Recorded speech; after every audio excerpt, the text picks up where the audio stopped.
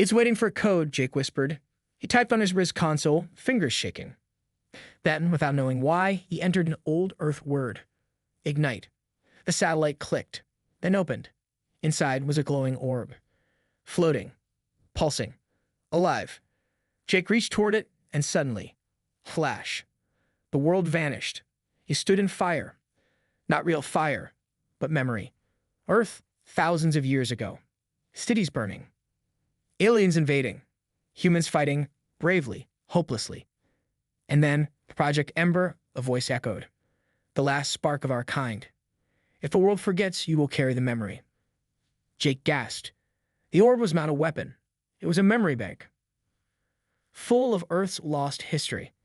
And it had chosen him. He opened his eyes. Graln was holding him steady. "What did you see?" Jake's voice shook. "Everything. What we were. What we lost. This isn't just a message. It's a warning." He turned to the orb, which now floated toward him. "It shows me, because I still believe." Suddenly, alarms blared across their ship above. An enemy fleet had entered orbit. Unmarked. Unknown. Silent. Graln tapped his comm. "Who are they?" A reply came from the ship. "Unknown species. Energy signature similar to the crystal being." Jake froze. "They're coming for the Ember." The sky above the moon glowed red. Enemy ships descended like shadows. Jake grabbed the orb. "We have to protect this. If they take it, humanity forgets forever." Graln's eyes burned. "Then we fight." Jake looked up, and for the first time in his life, he felt tall. The enemy ships broke through the clouds. Black, sharp-edged, and silent. No warning lights. No communication. They didn't care who they were attacking. They had one goal: destroy the Ember. Jake stood on the dusty moon's surface, holding the glowing orb tight against his chest. The memory of ancient Earth pulsed inside it. Warm, alive, full of fire and loss. Graln stood beside him, armored and ready, his sharp claws gleaming. "They want the past to stay buried," he said, eyes fixed on the sky. Jake nodded. "Then we dig it up and throw it in their face." Above them, the stellar dawn fired its defense cannons. But the enemy was fast, too fast. Two alien fighters dodged the blasts and landed just beyond the ridge. Their engines hissed with cold energy. The first enemy stepped out. It looked like the crystal figure from before, but darker, shaped like a humanoid, but wrong. Jagged, cold, empty. The second one followed, taller, with the staff in hand. A leader. His body shimmered with blue light, and when it spoke, the words came straight into Jake's mind. "Return the Ember. Humanity's fire must never wake again." Jake stepped forward. "No." The crystal leader paused. "You were small. Forgotten. A race of dust. You are not fire. You are ash." Jake clenched his fists. "Maybe we were, but ash still burns if you breathe on it." The leader raised its hand, and the staff charged with energy. Jake braced for the attack, but Graln moved first. With a roar, the Corphic warrior leaped forward, slamming into the enemy with full force. The moon shook. The staff went flying. Jake ducked behind a rock, clutching the orb while Graln fought like a storm. The enemy warriors were fast, sharp. They moved like lightning and cut through stone like paper. But Graln was stronger, older, wiser. He had seen real war. He dodged a blade, grabbed the attacker by the throat, and crushed it. "You not touch what is mine," he growled. The other enemy charged at Jake. He turned to run, but the orb in his hands glowed brighter. It floated out of his grip and sent out a wave of blue light. The crystal warrior froze. It looked at Jake and trembled. "You..." "Remember," it whispered. And then it exploded into dust. Jake stared at the orb. "What are you?" he whispered. The orb floated back to him. It glowed softly now. Inside it, Jake could see flashes, memories of ancient humans. Mothers holding babies in underground shelters. Fighters protecting cities while on fire. Old men crying as they launched the last memory into space. The orb wasn't just a weapon. It was humanity's soul. Jake Murphy ran. Not from fire. Not from war. But from laughter. It echoed down the massive steel corridors of the stellar dawn. A spaceship the size of a small city. Deep alien voices, harsh, growling, followed him like shadows that mocked instead of hunted. "Look, the little human is scurrying again. Careful, he might trip on his tiny legs." Jake didn't turn around. He kept walking, fast, pretending he couldn't hear them. His boots tapped quietly on the polished floor, swallowed by the deep, thudding steps of the Corphic warriors behind him. They were massive, 7 to 8 feet tall. Thick dark green scales covered their bodies like natural armor. Their jaws were sharp, their arms thick like steel beams. And their laughter, it could shake a room. Jake wasn't part of their world. He was human. Small, soft, alone. He entered the lab and shut the door. The silence inside was a comfort. Only the soft hum of machines and the blinking lights of scanners filled the space. Jake leaned on the counter, breathing hard. He'd been on the ship for 3 months now. 3 long months of working alone, eating alone, and trying not to cry when no one looked. Jake was a scientist, a brilliant one. That's why Earth sent him. He had solved deep space quantum communications in school and built a fusion core simulator before he was 25. But intelligence didn't help when everyone else on the ship looked at you like a joke. The Stellar Dawn was a joint research vessel, aliens from 10 different species working together. All were big, strong, and proud. And then there was Jake, short, pale, and always quiet. To them, he was a pet with a keyboard. He sat at his microscope, trying to focus on the small sample he collected during the last planet scan. Something about the mineral showed energy spikes, but his hands shook a little. The laughter still echoed in his ears. "They won't stop," Jake whispered. "They never stop." Suddenly, the lab door hissed open. Jake turned quickly, heart jumping. A figure stepped in. Tall, broad, covered in armor-like scales. A Corvac. But not just any Corvac. It was Commander Grom, the fiercest warrior on the ship. His armor was black with red edges, his eyes bright yellow, glowing faintly in the dim light. Jake froze. Grom was a legend. He once tore open a steel door with his bare claws during a rescue mission. Even the other Corvacs showed him respect. No one messed with him. Jake stood. "Commander, can I help you?" Grom didn't answer at first. He walked slowly around the lab, looking at the machines, the samples, the messy notes. Then he stopped right in front of Jake. Jake had to tilt his head all the way back to see his face. Grom's voice was deep and slow. "You are scared." Jake tried to laugh, but it came out shaky. "No, just tired." Grom leaned closer. His large eyes studied Jake's face. "Do you know why they laugh at you?" Jake looked down. "Because I'm small, weak, useless." Grom growled. Not a soft growl. A sharp, dangerous one. "Wrong," he said. Jake looked up, confused. "You scare them," Grom said, voice like thunder. "They don't know why, so they laugh." Jake blinked. "Scare them?" "Me?" Grom turned away, slowly walking toward the main console. "You survived where others would break. 3 months of silence. 3 months of being mocked. 3 months of work alone. You picked up one of Jake's research pads. You kept working. You kept moving. You didn't fight them, but you didn't quit." He turned back. That is strength. Jake didn't know what to say. His throat felt tight. His fingers curled around the edge of the table. Grom continued, his voice lower now. "In my species, we train from birth. We crush weakness. But we respect survival. Quiet strength is rare." He walked up to Jake again and held out a clawed hand. "You are not alone anymore, Jake Murphy. From this day forward, I stand with you." Jake stared at the hand. It was massive, bigger than his whole head. He slowly reached out and shook it. Grom's grip was firm but careful, as if holding something valuable. The door opened again. 3 Corvac warriors stepped in. The same ones who laughed earlier. They stopped when they saw Grom standing beside Jake. "Commander," one asked, confused. Grom didn't turn. "This human is not weak. He is under my protection. From this moment, if he is mocked, he is mocking me." Silence. Cold. Heavy. Then the 3 warriors lowered their eyes. "Yes, Commander." They left without another word. Jake stood frozen. What just happened? Grom looked at him again. "Finish your work. We may need your brain very soon." Jake nodded slowly. Then Grom did something Jake didn't expect. He smiled. Not a sharp smile. A soft one. Then he left. Jake sat down, mind spinning. Just an hour ago, he was nothing on this ship. Now the strongest warrior just claimed him as family. He looked at his research again. His eyes fell on the strange mineral sample. The energy spike, it had changed. Glowing slightly now. Alive? Jake leaned closer. And in the reflection of the microscope lens, he saw something move. Not inside the rock. Inside the lab. He turned sharply. Nothing. But something had changed. Something had started. Outside the lab, deep in the dark engines of the ship, a small red light blinked. Then another. And another. In a sealed room marked quarantine, do not enter, something began to pulse. And back in the lab, Jake slowly whispered, "Why is the rock humming? Jake didn't sleep. He sat in the lab, staring at the strange mineral.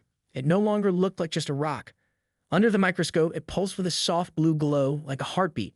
It wasn't bright, but it was steady. And it was humming. Not a sound, not music, but a feeling in the air like pressure, like the moment before lightning strikes. Jake checked the readings again. The energy levels had jumped since the sample arrived, and the pattern was changing. Not random, not natural. It looked like a signal. Jake opened the console and began decoding the pulses. He didn't notice the time. Didn't notice when his food went cold. He was inside the data now. The energy was forming shapes, symbols, repeating. He froze when the screen cleared and a word formed. One word, in English, help. Jake's heart stopped for a second. He leaned back, staring at the message. Is this a message, he whispered. From the rock? He scanned the mineral again. It had no electronics, no tech, just natural material, crystals, iron, carbon. And yet it spoke. The lab door hissed open. Jake jumped. Grawn entered, silent as a shadow. You have not rested, the commander said. Jake shook his head. I couldn't. Something's happening. This isn't just a rock. It's alive, and it remembers something. He turned the screen toward Grawn. It asked for help. Grawn studied the word, eyes narrowing. This is human language. Jake nodded slowly. Yes. Somehow it's talking to me. Grawn stepped forward. Where was the sample collected? Jake brought up the report. Planet G17K, dead world. No signs of life, just ruins. We thought it was nothing. Grawn growled. No planet is nothing, especially if it remembers your tongue. Suddenly, the lab lights flickered. Jake stood up. The computer screen glitched, then went black. The hum from the mineral grew stronger. Now Jake could feel it in his bones. Then the emergency alarm sounded. Red alert. Containment breach in Sector 9. All personnel report to safe zones. Jake looked at Grawn. What's in Sector 9? Grawn's voice turned cold. The quarantine chamber. Jake's blood ran cold. That's where they stored the other samples from the same planet. Grawn tapped his comms. This is Commander Grawn. Lock down the lab. Protect the human. I'm going to Sector 9. Jake reached for him. Wait, let me help. Grawn shook his head. You are not a soldier. But I understand the signal. If those other samples wake up too. Grawn hesitated. Then with a deep growl, he handed Jake a small device. A portable scanner. Stay close. Do not fall behind. They ran. Down corridors now flashing red. Other crew members rushed by, some alien scientists, some security. Most ignored Jake, but none ignored Grawn. They reached Sector 9. The door was sealed, but steam hissed from the edges. Inside, lights blinked wildly. The energy inside was rising fast. Jake scanned the wall. His eyes widened. The same pattern. It's spreading. The other samples are talking to each other. Grawn slammed his clawed hand on the control panel. The door opened. The air inside was thick, heavy. 6 containment pods lined the wall. 4 were glowing. 2 were cracked open. And between them stood something. It looked like metal at first, but it moved. Tall, thin, human-shaped. Made entirely of shining crystal. Jake stepped forward, stunned. It's a person. The figure turned. Its face had no eyes, no mouth, but it pulsed with soft blue light, and when it stepped forward, the air shimmered. Jake felt something inside his mind. A whisper. A voice, not out loud, but inside. You remember fire. You are the last. Jake stumbled back. What? What does that mean? Grawn raised his weapon. Do not move. But the crystal figure didn't attack. It just stood there, watching. Then it raised its hand and the remaining pods began to glow. Jake's scanner beeped wildly. Commander, they're sensing. They're waking up more of them. Grawn moved fast. Get back. He fired his weapon, a high-energy plasma blast. It hit the pod, shattering it before the sample could activate. The figure turned sharply, light flickering. And then it screamed. Not with sound. With light. The entire room flashed. Jake felt his knees covering his eyes. When he looked up, the figure was gone. Only a scorch mark remained on the floor. And the mineral samples turned to ash. Jake breathed hard, chest pounding. Grawn walked over, helping him stand. Are you hurt? Jake shook his head. No, but I think that was just the beginning. Grawn nodded slowly. They remember something, and they fear you. Jake looked at the scorch mark again. Then at the words still burned into his scanner screen. Help. Outside the ship, deep in space, something stirred. A dormant satellite activated for the first time in 1,000 years. A blue beam shot out from it, heading straight for the center of human space. The signal had begun. Jake couldn't sleep again. Not after what he saw. A crystal being that moved like a ghost, a voice inside his head that whispered of fire. And now the signal. He sat in the lab, staring at the strange mineral residue left behind after the attack in Sector 9. It had turned to dust, but even now, his scanners were picking up low-frequency pulses, like something had lived in it and was still trying to speak. Commander Grolin stood beside him, arms crossed, silent. Jake spoke first. It said I was the last who remembered fire. What's that mean? Grolin's voice was low. The ancients spoke of a time when humans burned brighter than any species. But it was long ago, before the council, before peace. Jake frowned. We were warriors. Grolin looked at him. You were something worse. You were believers. You fought not for land or power, but for ideas. No one could break your will. Jake felt a strange mix of fear and pride. Then what happened to us? Grolin shook his head. You forgot. The lab screen beeped. Jake turned, a new alert. Long-range transmission detected. Origin. Unknown. Encryption. Pre-council era. Language. Ancient Terran root. Jake stared. Ancient Terran? That's human, but older than any database we have. He opened the signal. It was full of static at first.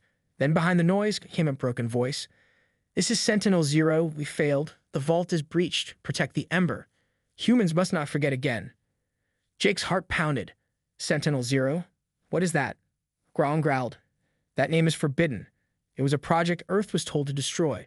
A weapon or something worse. Jake leaned in. Why would a weapon ask us to remember? The screen flashed again. A map appeared. A small red dot moving through space. Not far. It was a satellite. And it was headed straight for them. Jake looked up at Grolin. That signal isn't random. It's calling us. Grolin's eyes glowed faintly. Then we answer. 10 hours later, the stellar dawn arrived near the signal source. They slowed as they entered the orbit of a dead moon. The satellite floated just above the surface, old, cracked, but still alive. Jake stood at the observation window, suit ready, helmet in hand. Let me go. It's speaking to me, he said. Grolin placed a hand on his shoulder. You not go alone. Jake smiled. Wouldn't dream of it. They landed on the moon's surface. Dust rose around their boots. The satellite loomed ahead, half buried in the ground. Its panels were old, but still blinking faintly with blue light.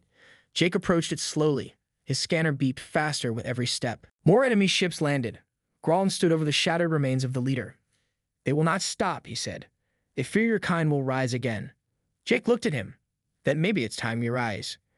He tapped his comm. This is Jake Murphy. Activate all defense systems. Prepare to upload the Ember to Earth Command. A voice answered, but that's forbidden technology. Jake's voice was steady. Not anymore. The orb connected with his suit. Light flowed through Jake's veins like electricity. His eyes glowed. Memories filled his brain. He saw weapons designed in Earth's darkest hours. He saw ancient strategies. He saw hope. I can lead them, he said quietly. Grolin smiled. Then lead tiny human. Jake looked at the sky. Then he raised the orb and spoke the old code. Ignite Protocol. Ember War. Across the galaxy, old satellites blinked to life. Hidden bunkers on forgotten moons opened. Buried drones under Mars reactivated. Humanity's lost defenses were waking. Earth's commanders watched as signals they hadn't seen in centuries filled their screens. One old general stood up. The Ember has returned. Deploy the fleet. Back on the move, and the final wave of enemies arrived. Dozens. Hundreds. But this time, Jake didn't run. He held the orb. Grolin stood beside him. And behind them, the sky split open. Earth's forgotten fleet arrived. Massive ships with ancient codes, automated, silent, loyal only to the Ember. They hovered over the moon and rained fire. The enemy didn't stand a chance. When the dust settled, Jake knelt. He placed the orb gently into a container. Grolin stood beside him, bloodied but standing tall. You changed, he said. Jake nodded slowly. I'm starting to remember what it means to be human. The stellar dawn turned back toward Earth. Behind them, the ashes of the enemy scattered across the moon. But ahead was fire and memory. The stellar dawn glided into orbit around Earth's capital moon, a glittering city of metal and light. Jake stood at the ship's window, watching the sprawling world below. After all the battles the Ember safely secured, He had expected to be welcomed as a hero. Instead, silence met him. Commander Groln was tense. "They have changed," he said quietly. "The council does not want your fire." Jake frowned. "Why?" "After everything." Groln shrugged. "Because peace is fragile. The council fears the Ember will start another war." In the great hall of the Galactic Council, representatives from dozens of species gathered. They sat in silence as Jake entered, the orb glowing faintly at his side. The council's leader, a tall figure with silver skin and cold eyes, spoke first. "Human Jake Murphy, you returned with a dangerous relic. The Ember threatens the peace we fought to build." Jake's voice was firm. "The Ember is not a threat. It's our history, our strength." A murmur ran through the room. The leader raised a hand. "Your kind forgot the past. Now you want to ignite old fires? This could destroy us all." Jake stepped forward. "Peace built on lies is fragile," he said. "You erased our history. You tried to make us forget who we were and who we could be." The council members' eyes narrowed. "You risk everything for old grudges." Jake looked around. "Not grudges. Truth." Suddenly, a holo screen flickered to life. Images appeared. Old treaties, broken. Earth's hidden fleets dismantled. Secret experiments, and worse, a recording of a council member ordering the destruction of the Ember Project decades ago. Gasps filled the chamber. Jake pointed. "You betrayed Earth. You lied to your people, and to us." The council leader's face darkened. "That was necessary." Jake shook his head. "No, it was fear." The room exploded into chaos. Some members shouted in anger. Others whispered in fear. Jake felt a cold hand on his shoulder. Groln's voice was steady. "You wanted the truth. Now you have it. But be ready. The council will not surrender the past easily." Back on the ship, Jake sat alone. The Ember orb pulsed gently beside him. He whispered, "What now?" A sudden voice filled the room. "A new ally. A voice from the shadows. We will help you." Jake looked up. The communicator showed a face, human, but with eyes full of secrets. "We are the Resistance. We remember the fire." Jake smiled. For the first time, hope burned bright. Jake stood in the dark room, the Ember orb glowing softly beside him. The face on the communicator had vanished, but the message was clear. They were not alone. The Resistance. A hidden group of humans who never forgot, who never gave up. Jake felt a surge of hope and fear. If the Council wanted to erase humanity's past, the Resistance wanted to fight for its future. Groln's heavy footsteps echoed behind him. "We must move quickly," Groln said. "The Council will hunt you now." Jake nodded. "We need allies, weapons, information." The Resistance base was on a forgotten moon, hidden inside a ruined city. As Jake entered, he saw dozens of humans, soldiers, scientists, pilots, all ready for war. A woman stepped forward. Her eyes were fierce, her voice steady. "Welcome, Jake Murphy. We've been waiting for you." She led Jake to a holotable displaying star maps, ship movements, and secret council facilities. "We've uncovered their lies," she said. "But to fight them, we must first reclaim Earth's lost technologies." Jake looked at the Ember orb. "This is the key." Suddenly, alarms rang out. The base was under attack. "Council forces have found them." Jake grabbed a weapon. Groln roared. Together, they fought through the corridors, humans and aliens side by side. The battle was fierce. Explosions shook the walls. Shots rang out, but the Resistance held strong. In the chaos, Jake found a data terminal. He uploaded the Ember's memory. Knowledge poured out, ancient weapons, forgotten strategies, and secrets buried for centuries. The Resistance cheered. After the fight, Jake stood outside, looking at the stars. "The Council fears us," he said, "but they haven't seen what we can do." Groln smiled. "You are no longer tiny. You are a beacon." Jake clenched his fists. For Earth. For humanity. The cold stars shone above as the Resistance fleet gathered in the dark space near Earth's orbit. Hundreds of ships, old and new, armed and ready. Jake stood on the bridge of the stellar dawn, holding the Ember orb. This was it. The moment to take back what was lost. Groln growled low. "The Council will not give up easily." Jake nodded. "Neither will we." His crew looked at him, hope and fear mixed in their eyes. Jake took a deep breath. This fight is not just for Earth. It's for every soul who remembers fire. The Council fleet appeared like a shadow, sleek, powerful, and cold. They opened fire. Explosions rocked the stellar dawn. The battle had begun. Jake felt the orb pulse. Ancient memories surged through him. He saw the faces of those who fought before, warriors, mothers, children. They were with him. They gave him strength. Graln led the charge, ripping through enemy fighters with brutal power. Jake directed the fleet using tactics from the Ember's memories. The tide turned. Council ships faltered. But then a new threat. A massive warship emerged, a dreadnought with weapons capable of destroying moons. Jake's heart pounded. "We have to stop it," he said. Graln growled, "I will distract it. You find a way inside." Jake led a small team of stealth fighters toward the dreadnought. Inside, corridors twisted and turned. They faced guards, traps, and dark secrets. But Jake pushed forward. The Ember Orb guided him. At the heart of the ship, Jake found the control core. It glowed with dark energy. Jake placed the orb against it. Light exploded. The ship shook. Outside, Graln fought the dreadnought's giant cannons. With a roar, the ship exploded in brilliant fire. The Council fleet began to retreat. Victory was near. Back on the stellar dawn, Jake looked out at the stars. The Ember Orb dimmed. "I think it's time to rest now," he said softly. Graln smiled. "You carried humanity's fire. You made us proud." Jake nodded. "We are no longer forgotten." The resistance cheered. A new dawn had begun. Earth's memory was alive again.